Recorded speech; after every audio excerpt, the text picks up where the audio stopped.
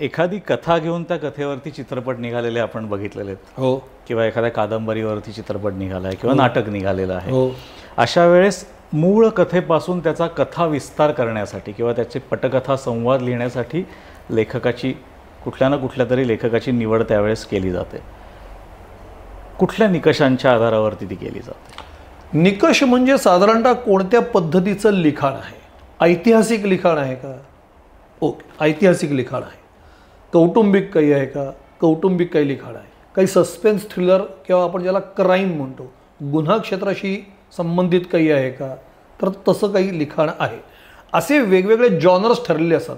Humorous काही आहे का? म्हणजे विनोदी काही आहे का? तर असे लिहिणारे वर्षानुवर्षाचे लेखक ठरलेले असतात की अमुक एक लेखक आहे तो ऐतिहासिक लिहितो, अमुक एक आहे तो फक्त विनोदी लिहितो, अमुक आहे तो फक्त कौटुंबिक लिहितो, अमुक एक आहे तो वैचारिक लिहितो.